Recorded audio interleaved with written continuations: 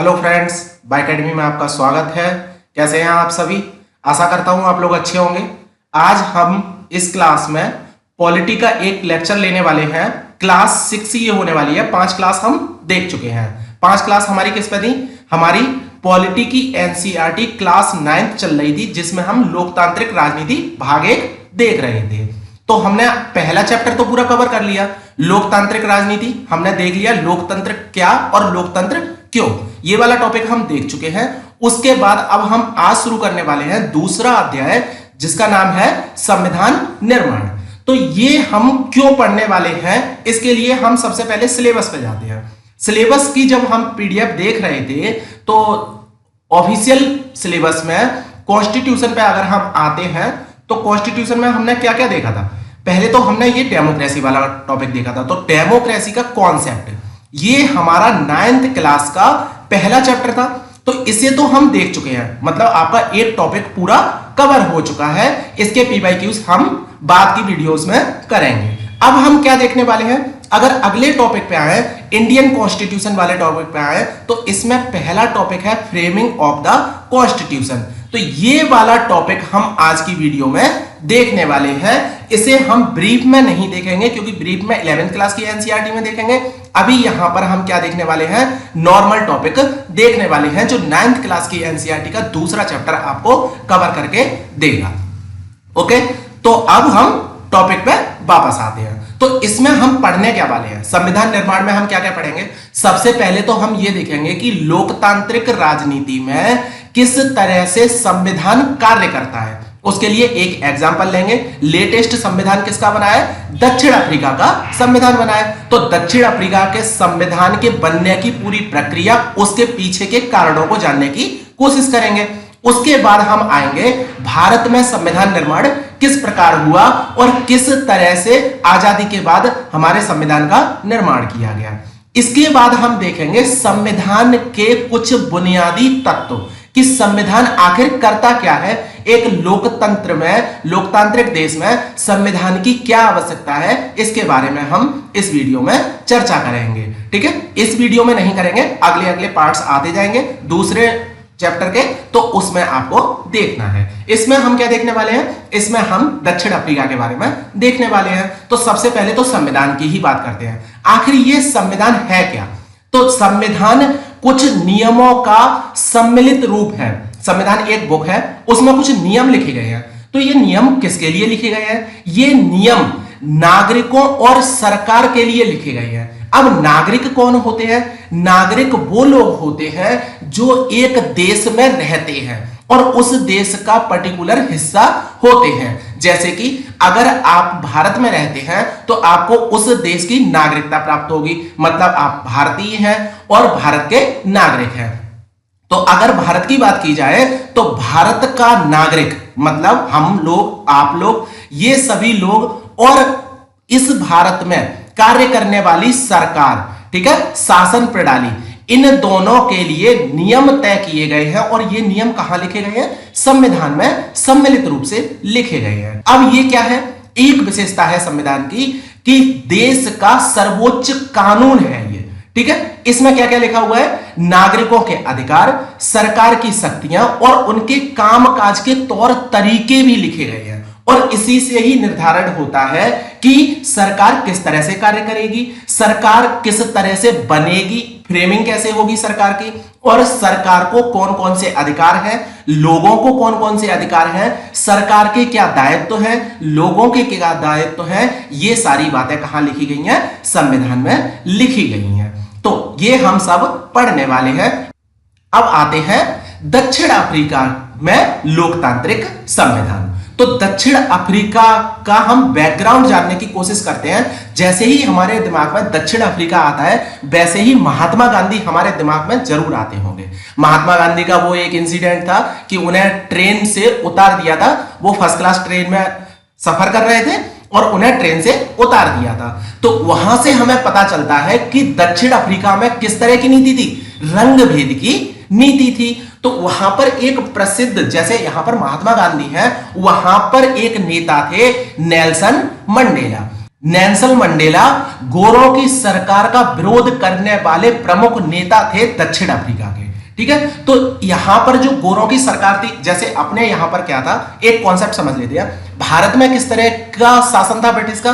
भारत में कुछ लोग आए और वहां पर शासन करने लगे और 1947 में जब देश आजाद हुआ तो यहां से गोरे सभी वापस चले गए ब्रिटेन में। इस तरह का कॉन्सेप्ट भारत में था। बहुत शॉर्ट में मैं बता रहा हूं। अफ्रीका में क्या था? अफ्रीका में लोग आए, गोरे लोग आए और गोरे लोग आकर गए नहीं, यहीं पर बस गए। ठीक है, यहां पे बसने के बाद इन्होंने सरकार बनाई और वो सरकार कैसी थी? रंग भेद की सरकार थी और सभी गोरे शासन किया करते थे और शासन का रूप इस प्रकार का था कि वहां पर जो रंगीन चमड़ी के लोग या फिर अश्वेत लोग, इन लोगों को शासन में कोई अधिकार नहीं दिए गए थे। तो अब यहां पर यह व्यवस्था अलग है भारत से कि भारत में गोरे आए, उन्होंने शासन किया और जब देश स्वतंत्र हुआ तो वो चले गए, जबकि दक्षिण अफ्रीका में गोरे लोग बस ही गए थे इस जगह पे। तो अश्वेत लोग, श्वेत लोग, ये सभी यहां पर रहते थे। बस पॉइंट ये है कि जब दक्षिण अफ्रीका स्वतंत्र हुआ तो गोरे लोग गए नहीं, क्योंकि ये यहां पर पहले से ही बसे हुए थे, तो उन्होंने भी मिलकर सरकार बनाई। अब ये कॉन्सेप्ट तो समझ गए कि गोरे काले किस तरह से रह रहे थे वहां पर। अब बात करते हैं नेल्सन मंडेला की। तो नेल्सन मंडेला ने इनका विरोध करना शुरू कर दिया। दक्षिण अफ्रीका में जो सरकार थी उसका विरोध करना शुरू कर दिया। तो वहां की जो सरकार थी उन्होंने इन पर और 7 और लोग थे, 8 लोगों को मिलाकर देशद्रोह का मुकदमा चलाया। ठीक है, देशद्रोह का मुकदमा चलाया और 1964 में इन्हें कैद कर लिया। 28 वर्षों तक इन्हें दक्षिण अफ्रीका की सबसे भयानक जेल रोबेन द्वीप पर कैद कर दिया गया था। तो यह शब्द आपको याद रखना है, जेल का नाम क्या है? रोबेन द्वीप, ये याद रखना है। तो इन्हें सजा कितनी मिली थी? आजीवन कारावास मिला था। लेकिन जब देश स्वतंत्र हुआ तो उस समय इन्हें आजाद कर दिया गया था। यह तो बात हो गई नेल्सन मंडेला के बारे में। अब बात करते हैं कि वहां पर चल कैसा रहा था, रंग भेद के खिलाफ जो संघर्ष था उसके कारण क्या थे। तो दक्षिण अफ्रीका की व्यवस्था देखते हैं कि वहां के नागरिक कौन कौन थे। यहां पर 3 तरह के लोग पाए जाते थे। सबसे पहले तो हमने बात की थी गोरों की। ठीक है, गोरे लोग कौन थे? विदेशी थे और ये दक्षिण अफ्रीका में आकर बस गए थे। दूसरे लोग जो दक्षिण अफ्रीका में बसे थे वो भारतीय मूल के व्यक्ति थे और वो कैसे थे? वो गोरे से थोड़े काले थे। ठीक है, तो उन लोगों को क्या कहा गया? रंगीन चमड़ी वाले लोग। दक्षिण अफ्रीका के मूलवासी थे, उन्हें क्या कहा गया? उन्हें कहा गया अश्वेत लोग। ठीक है, इतने लोग वहां रहते थे। गोरे लोग थे, रंगीन चमड़ी वाले थे और अश्वेत थे। गोरे और अश्वेत के बीच का जो कलर था वो रंगीन चमड़ी वाला कहा जाता था। अब इन लोगों को किस तरह की मुसीबतों का सामना करना पड़ रहा था जिसकी वजह से रंग भेद के खिलाफ संघर्ष चला। तो ये जो अश्वेत लोग थे वो 3/4 थे। ठीक है, 3/4 थे जो अश्वेत लोग थे। सबसे ज्यादा अश्वेत थे जो वहां के मूलवासी थे और जो मिश्रित नस्ल के थे वो रंगीन चमड़ी वाले थे, ये भारत से गए थे। अब यहां पर जो गोरे लोग थे उनका तो शासन हो गया, उन्होंने जाके शासन करना शुरू कर दिया। जब शासन करना शुरू कर दिया तो उन्होंने रंगीन चमड़ी वाले लोगों को और अश्वेत लोगों को छोटा मानना शुरू कर दिया। इन्हें वोट डालने का अधिकार नहीं था। यह पॉइंट आपको याद रखना है। वोट डालने का अधिकार किन्हें नहीं था? रंगीन चमड़ी वाले लोगों को और अश्वेत लोगों को वोट डालने का अधिकार नहीं था। और शासकीय नीति अश्वेतों के लिए दमनकारी थी। अश्वेतों के लिए जो वहां के मूलवासी थे उनके लिए बहुत ज्यादा दमनकारी थी। जो भारतीय मूल के व्यक्ति थे उनके लिए कम दमनकारी थी, लेकिन जो वहां के मूलवासी थे उनके लिए बहुत ज्यादा दमनकारी थी। उन्हें गोरों की बस्ती में जाने की इजाजत नहीं थी। गोरों की बस्ती में वो नहीं जा सकते थे। वो जा सकते थे लेकिन एक कंडीशन थी कि उन्हें एक परमिट लेना पड़ता था। एक परमिट लिया और परमिट पर लिखा होता था कि इतने दिन के लिए हम इस गोरे की बस्ती में जाएंगे और वहां पर यह काम करेंगे। कोई काम करने के उद्देश्य से वहां पर जा रहा है तो उसे परमिट लेने की आवश्यकता होती है। तो 3 पॉइंट आपको यहां पर मिले। एक तो वोट डालने का अधिकार नहीं था और गोरों की बस्ती में जाने का अधिकार नहीं था। अगर वो जाते भी हैं तो उन्हें परमिट लेने की आवश्यकता है। तो इस तरह से हो गए 3 पॉइंट रंग भेद की नीति को अपना रहे थे। अब अगले पॉइंट पे आते हैं कि इन लोगों के लिए एक और व्यवस्था थी। इस व्यवस्था का नाम था पृथक्करण या अलग करने का इंतजाम। इस लाइन को बहुत अच्छी तरह से याद रखना है, ये EMRS में क्वेश्चन आ चुका है। ठीक है, तो पृथक्करण का सिद्धांत दक्षिण अफ्रीका में क्या था? रेलगाड़ी, बस, टैक्सी, होटल, अस्पताल, इस तरह के जो सार्वजनिक स्थान होते हैं, इन सार्वजनिक स्थानों पर गोरों के लिए और अश्वेत लोगों के लिए अलग अलग चीजों की व्यवस्था थी। जैसे रेलगाड़ी में अलग उनके लिए बोगी हुआ करती थी, बस में अलग सीटें हुआ करती थी, टैक्सी भी अलग हुआ करती थी, गोरों के साथ वो शेयर नहीं कर सकते थे। अस्पताल में जो जगह होती थी वो गोरों के लिए अलग और अश्वेत लोगों के लिए अलग हुआ करती थी। इसी तरह से सार्वजनिक जो शौचालय हुआ करते थे वो भी गोरे और अश्वेत लोगों के लिए अलग अलग हुआ करते थे। तो पृथक्करण का इंतजाम किस प्रकार का था कि हर एक सार्वजनिक स्थान पर गोरे और अश्वेत लोगों के लिए अलग अलग व्यवस्थाएं थी। इस व्यवस्था को क्या कहते हैं? पृथक्करण या अलग करने का इंतजाम कहते हैं। इसके साथ अगला पॉइंट देखते हैं, ये चौथा पॉइंट हो गया आपका। पांचवा पॉइंट अगर हम देखें तो यहां गिरजा घर में जाने की इजाजत भी अश्वेत लोगों को नहीं थी। वो पूजा करने के लिए अलग गिरजाघरों में जाते थे, उनको यहां पर भी पृथक्करण की नीति देखने को मिलती है। अब हमने संविधान में एक अधिकार पढ़ा था कि संगठन या संघ बनाने की शक्ति लोगों के पास होनी चाहिए। भारतीय संविधान में भी है ये बात हम बाद में देखेंगे। लेकिन अश्वेत जो लोग थे, जब गोरों की व्यवस्था थी तो वहां पर संगठन बनाने या फिर सरकार का विरोध करने के कोई अधिकार नहीं थे।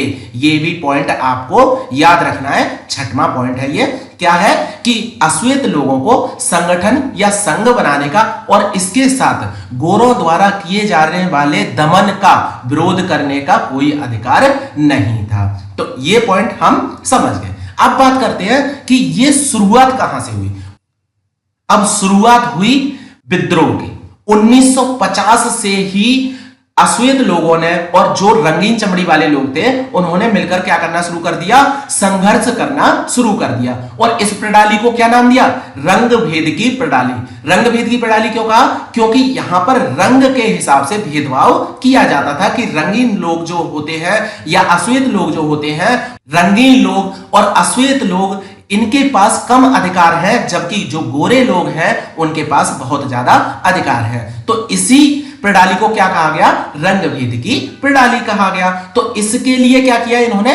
कई प्रदर्शन जारी किए और हड़तालें आयोजित की। अब इन्हें हड़ताल करने का अधिकार तो था नहीं, इन्हें प्रदर्शन करने का अधिकार तो था नहीं। इसी वजह से जो सरकार थी वो सरकार इन सब का विरोध किया करती थी। यहां पर एक पॉइंट और याद करना है आपको कि इन सब का जो हड़ताल और प्रदर्शन हो रहे हैं, इन सब का प्रमुख कौन था? इन सब का प्रमुख एक संगठन था, अफ्रीकी नेशनल कांग्रेस। तो अफ्रीकी नेशनल कांग्रेस का नाम याद रखना है।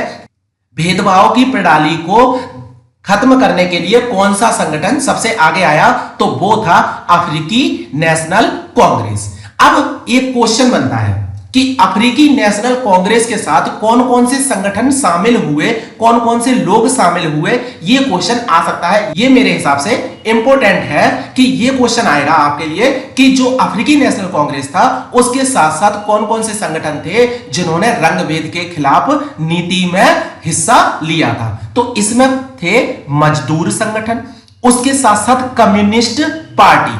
ये दो आपको नाम याद रखने हैं, मजदूर संगठन और कम्युनिस्ट पार्टी। और इसके साथ कुछ समझदार गोरे लोग भी थे। अब देखिए, सभी गोरे लोग बुरे नहीं थे। कुछ गोरे लोग जो अच्छे दिल के थे वो ये कहते थे कि इतना दमन सही नहीं है, हम सभी एक जैसे हैं, केवल रंग के हिसाब से भेदभाव नहीं करना चाहिए, सभी को समान अधिकार मिलने चाहिए। ऐसे भी गोरे थे कुछ, तो वो गोरे लोग भी इस संगठन में शामिल हुए। ठीक है, तो चार आपको याद रखने हैं, अफ्रीकी नेशनल कांग्रेस, उसके साथ मजदूर संगठन, कम्युनिस्ट पार्टी और संवेदनशील गोरे लोग। इन्होंने रंग भेद की जो नीति चल रही थी उसके खिलाफ आंदोलन किए। ठीक, अब अनेक देशों ने रंग भेद की निंदा की। ऐसा क्यों होने लगा? क्योंकि 1950 में लगभग काफी देश आजाद हो चुके थे। अफ्रीका आजाद नहीं हुआ था। दक्षिण अफ्रीका की हम बात कर रहे हैं, दक्षिण अफ्रीका इतने टाइम पे आजाद नहीं हुआ था। तो जो आजाद हो गए थे देश, उन लोगों ने इस तरह की जो नीति दक्षिण अफ्रीका में चल रही थी, रंगभेद की नीति, उसकी निंदा करना शुरू की। तो ये आपको कॉन्सेप्ट समझ में आ गया होगा कि किस तरह से रंगभेद के खिलाफ संघर्ष चला। अब एक पॉइंट आपको याद रखना है, एक बॉक्स बना हुआ है, उस बॉक्स में लिखा हुआ है कुछ, तो आपको बस ये वाली लाइन याद रखनी है कि जो डरबन का जो समुद्री तट था दक्षिण अफ्रीका में, वो वहां पर लिखा हुआ है, एक कोट लिखा हुआ था, और वो कोट किन किन भाषाओं में लिखा हुआ था? 3 भाषाओं में लिखा हुआ था, अंग्रेजी, अफ्रीकांस और जूली भाषा। ठीक है, इन 3 भाषाओं का प्रयोग किया जा रहा था दक्षिण अफ्रीका में। तो ये 3 भाषाएं आपको याद रखनी है कि कौन कौन सी भाषाओं में नोटिस लिखा हुआ था? अंग्रेजी, अफ्रीकांस और जूलू भाषा। इन तीनों को आपको याद रखना है। केवल आप पूरा चैप्टर मत पढ़ा करिए, उसके साथ साथ जैसे कोई एक चित्र बना हुआ है, उसके नीचे जो लाइन लिखी हुई है, इन लाइन को भी पढ़िए। डायरेक्ट क्वेश्चन वहां से बन के आ जा रहा है, तो आपको यह भी देखना है। अब हम अगले पॉइंट पे चलते हैं कि जब इस तरह का विरोध होने लगा, संघर्ष होने लगा रंगभेद के खिलाफ, तो किस तरह के कदम उठाए गए दक्षिण अफ्रीका में। दक्षिण अफ्रीका जैसे ही आजाद हुआ, गोरों को समझ में आ गया कि उन्हें नीतियों में बदलाव करना चाहिए। तो नीतियों में जब बदलाव करने की प्रक्रिया शुरू हुई, तो एक नए संविधान का निर्माण किया गया दक्षिण अफ्रीका में, और अब तक का बेस्ट संविधान कहा जाता है लोकतंत्र का दक्षिण अफ्रीका का संविधान। तो यहां दक्षिण अफ्रीका के संविधान में ऐसा क्या था कि उसे इतनी अच्छी रेटिंग दी जाती है? तो यहां पर क्या हो रहा था, जो भेदभाव वाले कानून थे, उन कानूनों को वापस ले लिया गया था, नीतियों में बदलाव किया गया, और जो कैदी थे, जिन्हें मैंने बताया था सबसे पहले, नेल्सन मंडेला और उनके साथ साथ 7 अन्य व्यक्ति थे, उन्हें क्या कर दिया?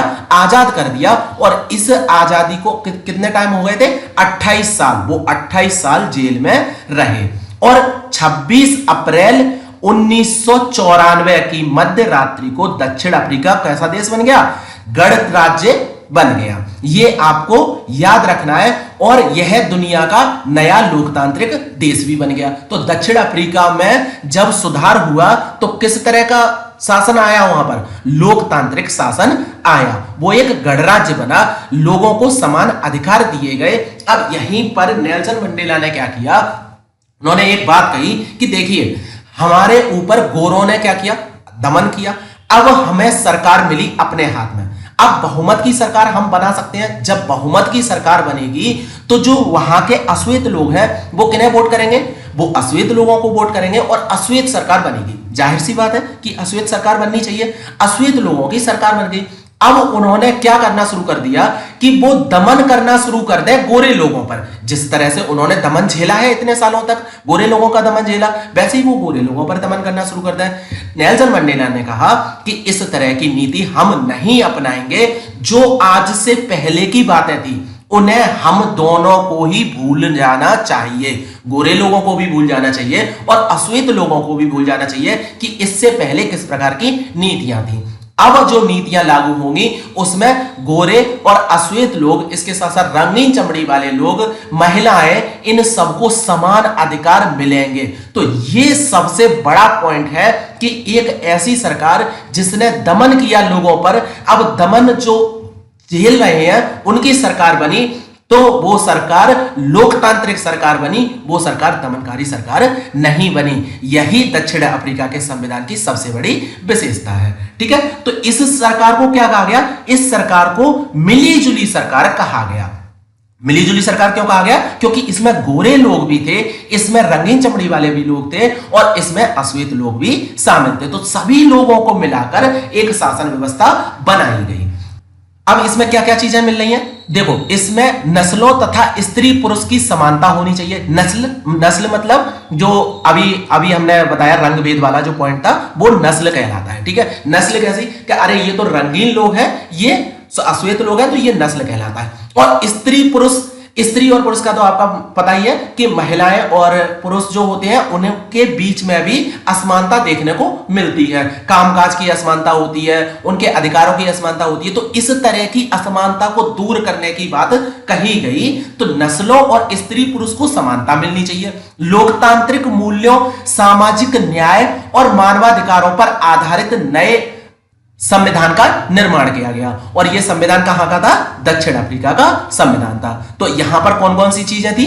एक तो नस्लों की समानता होनी चाहिए, स्त्री पुरुष की समानता होनी चाहिए, लोकतांत्रिक मूल्यों को स्थापित करना है, सामाजिक न्याय सभी लोगों को मिलना चाहिए। सामाजिक न्याय का ही अर्थ है कि समाज में रह रहे प्रत्येक व्यक्ति को न्याय मिलना चाहिए, और जो मानवाधिकार होते हैं उन मानवाधिकारों की भी रक्षा करनी है, ऐसा संविधान में लिखा गया। तो यह दक्षिण अफ्रीका का संविधान था, और यहां पर दक्षिण अफ्रीका का संविधान खत्म होता है। अब हम क्या देखने वाले हैं? अब हम भारत के संविधान के निर्माण की बात करेंगे अगले टॉपिक में। तो आज की वीडियो में इतना ही रखते हैं। अगर लेक्चर पसंद आता है, अगर हम टू द पॉइंट सिलेबस के अकॉर्डिंग चल रहे हैं और आपको लगता है कि कोई पॉइंट एक दो रह जा रहे हैं, तो आप कमेंट करके भी बता सकते हैं। आज के लेक्चर में बस इतना ही। लेक्चर पसंद आता है तो लाइक कीजिए, लोगों के साथ शेयर जरूर कीजिए, जिससे मेरा भी मोटिवेशन बना रहता है। Okay, thank you very much.